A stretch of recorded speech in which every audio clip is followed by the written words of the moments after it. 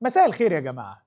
أكيد كلنا متابعين راس الأفعى وشفنا إزاي الدراما قربت الكاميرا من أخطر لحظة حصلت جوه التنظيم بعد 2013. اللحظة اللي اتعرت فيها جماعة الإخوان واتعرف للكل إن دستورها هو الدم والدم والدم. في الحلقات اللي فاتت من راس الأفعى اللي واجههم قوي طبعا، المسلسل بيسلط الضوء على أسماء زي محمد كمال ومحمد منتصر ويحيى موسى. الشخصيات دي لعبت دور محوري في التنظيم، وهم اتعرفوا بتيار الكماليين، التيار اللي اتبنى خطاب أكثر حدة وكان هدفه التصعيد. وده مش معناه إن اللي ضده جوه الجماعة كانوا مش مؤمنين بالعنف، لا خالص. مين بقى اللي كان بيقود التيار ده؟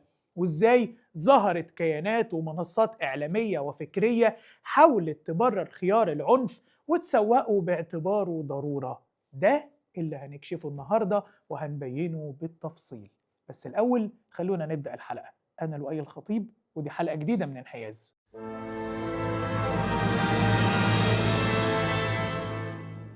انا مش فاهم انت شاغل بالك ليه بمسلسل راس الافعى ده؟ ما أنا قلت لك عشان ده ببساطة مش مجرد مسلسل، ده بيحكي لنا أسرار وواقع عشناه كلنا ولازم الأجيال الجديدة تعرفها، عشان بيفضح كذب وخطط وتدليس صحابك يا حويط. انا بس معترض ومش فاهم ايه المشكله في تمكين الشباب في جماعه الاخوان. أنهي شباب يا حويط؟ يعني أنهي شباب بالظبط؟ أنت أكيد اتلخبطت وقصدك تمكين الإرهاب. يعني شاب محترم زي يحيى موسى، مش عارف ايه مشكلتكم معاه. يحيى موسى؟ يحيى موسى ده كيوت وجميل وغلبان خالص. أهو يحيى موسى اللي أنت بتتكلم عنه ده بقى بالذات ملك التحريض والعنف. مع احترامي الكامل ليك يعني انا مش مقتنع. مع عدم احترامي أصلا ليك يا حويط، إن شاء الله عنك ما اقتنعت كالعادة يعني. بس بص، أنا هعمل بأصلي وهحاول أفهمك وأعرض لك شوية كلام يمكن تفهم، مع إني أشك. نهدف في ميدان وبشكل واضح إلى بناء نظام وطني ينقذ البلاد من الواقع السيء الذي تمر به، وكذلك من المصير المظلم الذي يدفعها إليه هذا النظام. وهذا بطبيعة الحال لا يمكن إنجازه بناء هذا النظام البديل إلا بإزاحة النظام العسكري الجاثم على صدور البلاد منذ عام 52، وهو ما يتطلب فعل سياسي وجماهيري جاد ومركز لإنجاز هذه المهام. ده يا سيدي أحدث كلام لشباب الإرهاب بتوعك يا حويط، كلامه عن مؤسسة ميدان اللي عاوزة تخرب البلد. مؤسسة ميدان دي أسسها الشباب الكيوت اللطاف اللي زي يحيى موسى ومحمد منتصر، اللي هم الكماليين أتباع محمد كمال المخلصين، اللي ماشيين وراه ومتمسكين بأفكاره حتى بعد ما اتقتل في 2016. دول بقى اللي انت عاوزهم يتمكنوا، مش كده؟ انتوا بتكرهوا التغيير ليه؟ لا، مش بنكره التغيير، احنا بنكره اللي هو بيقوله. وتعالى افهمك هو بيقول ايه. هو بيقول ان احنا لازم نزيح نظام 52. اهو ده اعتراف صريح ان مشكلتهم مش مع النظام الحالي ولا الحكومة، مشكلتهم مع الدولة الوطنية وجيشها اللي حرر إرادة المصريين من 52 وانت طالع. بس هو هدفه التحرر. انت بتسميه تحرر، بس هو في الحقيقة خراب. عموما تعال اخدك. خلي بالك بس من كلامك يا لؤي. ايه يا حويط؟ تعال اخدك اوريك قال ايه تاني. بشكل واضح أن المتورطين من هذه المؤسسة هي طبقة سطحية من كبار الجنرالات على مدى السنوات الماضية، الامتيازات والمنح المالية مقابل التغاضي عن كوارث وطنية من بيع للأراضي وتفريط في الحدود تهديد أمن مصر القومي من حدودها الثلاثة. هذه هي الطبقة المستهدفة بالإزاحة والإزالة. بص يا يحيى، لعبة تفكيك المؤسسة العسكرية وتقسيم الجيش لطبقات دي لعبة قديمة قوي وعبيطة بصراحة، وياما قبلك حاولوا وفكروا وما ظبطتش برضو. جيش مصر خط أحمر، جيش مصر كتلة واحدة صلبة من أصغر جندي لأكبر ضابط. المجند بيبقى فرد في الجيش وبعد سنة أو 3 بيرجع تاني فرد من الشعب. يعني زي ما الجيش نفسه كتلة واحدة، فالشعب والجيش نسيج واحد مفيش فرق بينهم. الراجل ما غلطش، يعني هو بيحاول. ما يحاولش، عشان محاولاته الفاشلة لتصوير ضباطنا وجنودنا كأنهم منفصلين عن قيادتهم هي مجرد أحلام وهي، لأن الجيش ده هو اللي شال مصر في 2011 و2013. أساتذتكم حاولوا زمان وفشلوا، فشوفوا غيرها. هم دول بقى شباب الإرهاب اللي راس الأفعى بيفضحهم كل يوم في رمضان. صدقني ده شباب محترم وطني نفسه يشوف مصر في حالة أفضل وعايشة في استقرار. والله طب إيه رأيك في محمد إلهامي؟ من الشباب المحترم برضه، أنا أسمع إنه بيقود تيار التغيير مع أستاذ يحيى. أستاذ يحيى طب اسمع كده، في هذا الشهر الكريم يواصل النظام إنتاج شماعة جديدة وهي مسلسل راس الأفعى عن شخصية دكتور محمود عزت القائم بأعمال المرشد العام.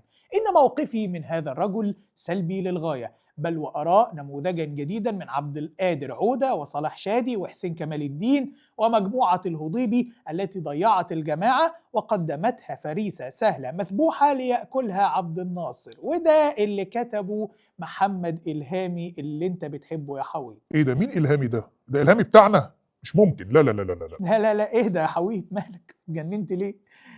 ايوه هو إلهامي بتاعكم، الشاب المحترم الكيوت اللي عايز تغيير، واللي بيتكلم عنه ده الراجل الوقور الطبيب الطيب اللي هو محمود عزت اللي مش إرهابي خالص. بس انت عارف ايه الغريب يا حويط؟ الغريب ان انتوا بترفصوا ضد الدراما المصرية في نفس الوقت اللي ليشع برضه بيرفص ضدها. هي الصدفة دي بتتكرر كتير ليه؟ مسلسل أصحاب الأرض مش دراما، ده تزوير تاريخ على عينك يا تاجر. دي كابتن إلا المتحدثة باسم الجيش الإسرائيلي. بتتكلم عن إيه بقى؟ مسلسل صحاب الأرض اللي مين عامله؟ مصر اللي ملهاش علاقة بالقضية الفلسطينية، مصر اللي مش بتدعم إخوانها في غزة زي ما المطاريد المدلسين بيقولوا. مصر بمسلسل 15 حلقة خلت إسرائيل تلف حوالين نفسها وتنتفض وتعترض، وتطلع المتحدثة بتاعة جيشهم تهلفط وتهبل عشان المسلسل وجعهم. ده دور الدراما المصرية، توعي وتوجع، توعي وتوجع كل أعدائها، مطاريد بقى ولا غير مطاريد. بس طبعا انتوا مش واخدين بالكم من صحاب الأرض ولا هتشوفوا كمطاريد وإخوان، يعني انتوا واخدين بالكم من حاجة تانية وجعاكوا قوي. كل شوية تقول لي وجعانة وجعانة. طب اتفضل، اهو إلهامي اللي كلامه بيأكد موضوع الوجع ده بيقولك ايه؟ المهم الآن أن الناس حين استقبلت مسلسل رأس الأفعى بالتجاهل والسخرية سلط النظام إعلامه كله لكي يتابع المسلسل ويقدم بشأنه الأخبار والتقارير لكي يحاول بعثه من الموات إلى الحياة. تجاهل إيه يا حبيبي؟ إذا كنتوا أنتوا في برامجكم كل يوم بتتكلموا عن المسلسل ومتابعين كويس قوي يعني ما شاء الله حلقة بحلقة، وبعدين لما الموضوع عادي والناس متجاهلاه يعني زعلانين ليه ومكلفين نفسكم تردوا ليه أصلا كل ده؟ ولا ايه يا حويط؟ لا أنا ماليش دعوة بالراجل ده بعد ما شتم الدكتور عزت. طب يا مغفل ماشي، اسمع الراجل الوطني اللي بتحبه. مسألة الانفجار الشعبي قد تحدث في أي لحظة، قد تحدث من أقل التجاوزات التي يمارسها النظام في أقسام الشرطة أو ضد جزيرة الوراء أو تهجير الناس من بيوتها أو ضد العمال في المصانع.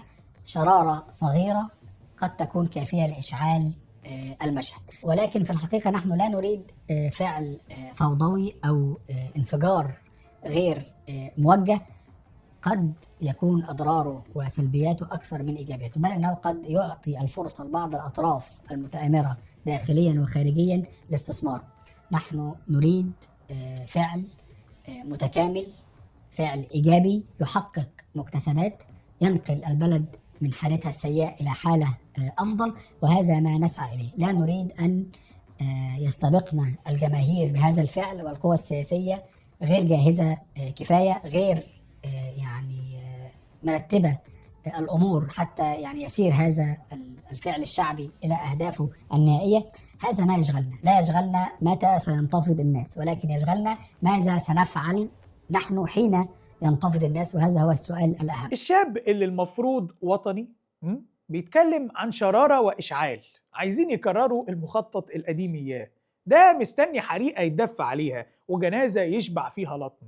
ده واحد نفسه يعيد نفس السيناريو هو عشان يقدروا ينفذوا أجندتهم اللي خربت دول حوالينا وشردت شعوبها. بس الراجل برضه بيتكلم بأدب. انت شايفهم كلهم مؤدبين وكيوت يا حويط، من أول حسن البنا وسيد قطب. طبعا كلهم ناس بتوع ربنا، بس أنا ما أقصدش الأدب ده، أنا قصدي يعني إنه بعيد كل البعد عن التحريض عن العنف. تصدق فكرتني هردوا له الفيديو إياه. لكن نحن لدينا أيضا قواعد وأساسيات في النظام الإسلامي، أن للأمة حق اختيار الحاكم، وهو حق لم يختلف فيه واحد من علماء المسلمين أن أمر المسلمين شورى في اختيار الحاكم. هذه الأمة لها حق محاسبة هذا الحاكم وصولا إلى عزله سلما أو حربا إن اقتضت الظروف، وهذا سدة لم يصل إليها ربما الدساتير الوضعية حتى الآن. خدت بالك يا حويط؟ خدت بالك من عزله حربا دي؟ معناها ايه بقى؟ اللي بتشوفه في راس الأفعى التخطيط للدمار والعمليات الإرهابية، التخطيط لإحراج الدولة وتأجيج الأزمة الاقتصادية، كل ده ضمن عزله حربا. وعشان يخلي كلامه مقنع للي زيك لازم يكون بصبغة دينية كده،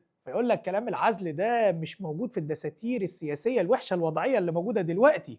أمال موجود فين؟ في الدين.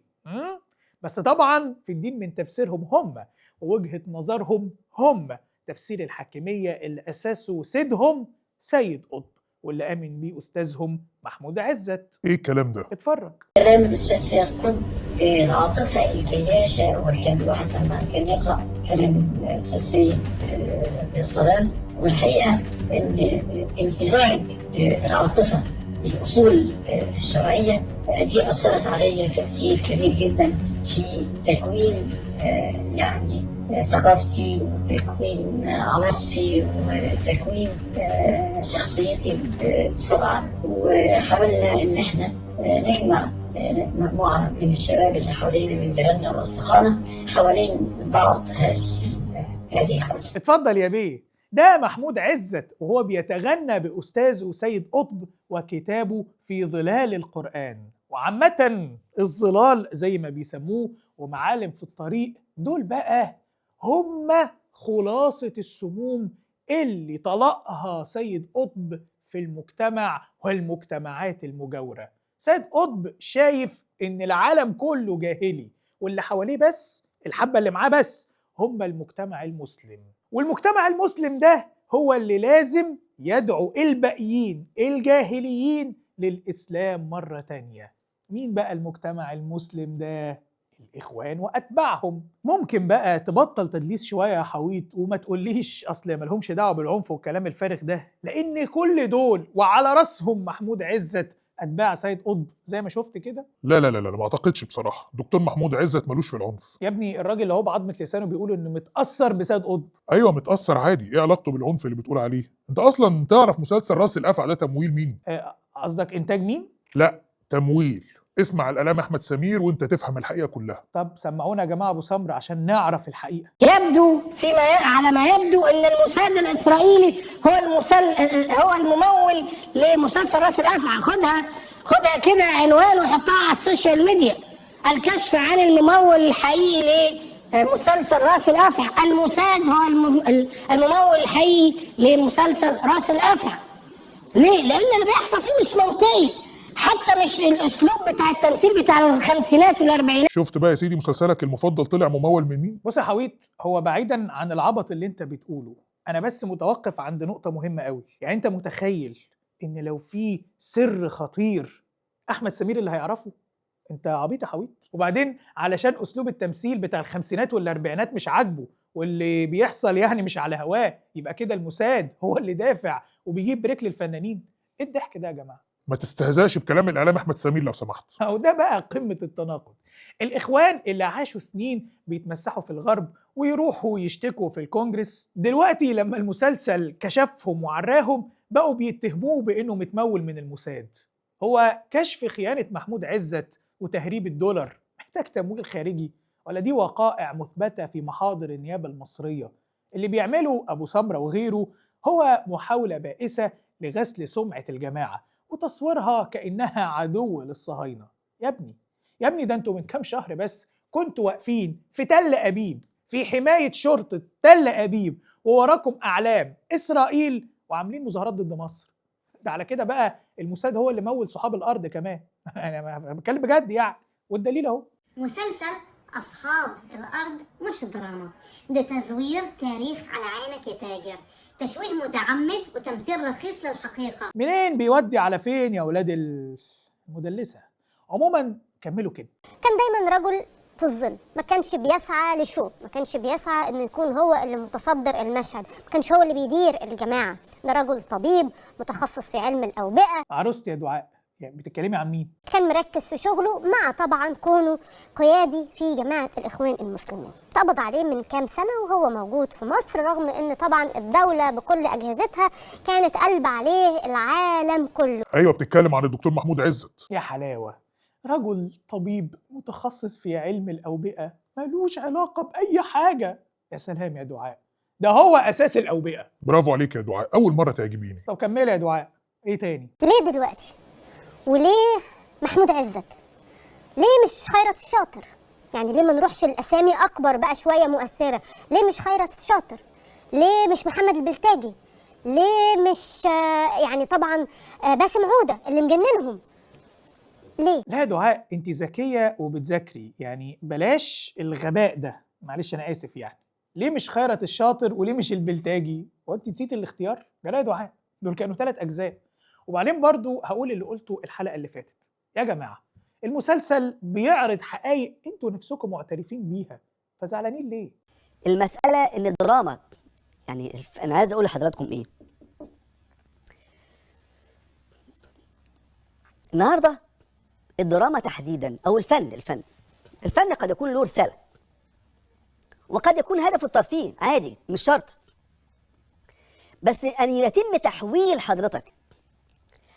تحويل الفن إلى أداة كذب وتضليل، وتعمل دراما متفصلة على مزاج السلطة، وتحول هذا الفن وتقهره وتلو عنقه وتحوله إلى مسلسلات تخدم السلطة، وتصرف مليارات الجنيهات من فلوس الناس على تزييف وعي عشان تطلع عمل درامي، مش عشان يحكي حكاية، عشان يعمل وعي، يعمل ثقافة، يعمل تنوير، يعمل إضاءة، لكن عشان يفرض رواية السلطة عايزاها.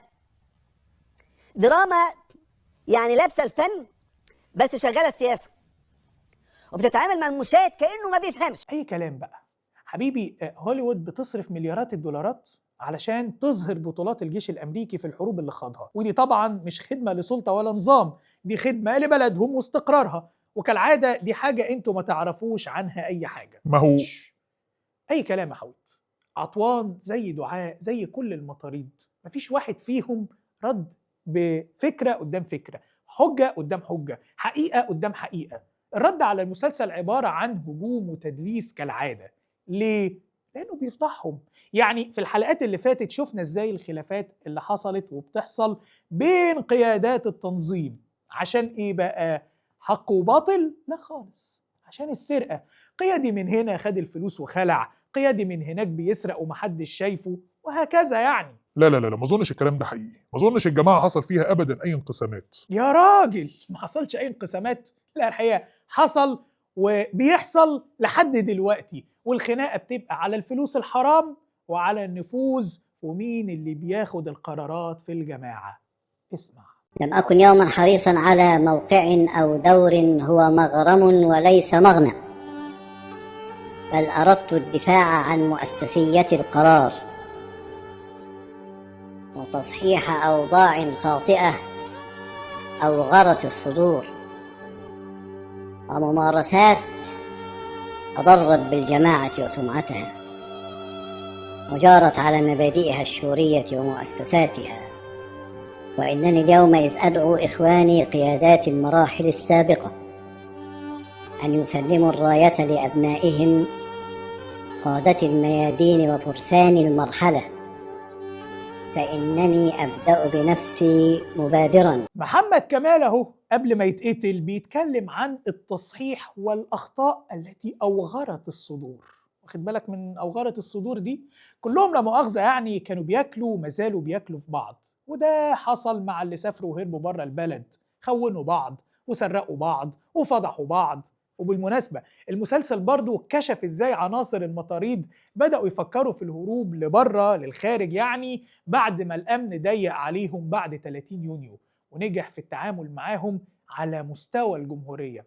فبعد كل ده لو انت عايز تعرف ليه المطاريد بيهاجموا راس الأفعى ليل نهار، فالإجابة بسيطة جدا، عشان فضحهم، لا مؤاخذة يعني خلاهم ملط، وهم كده كده ملط.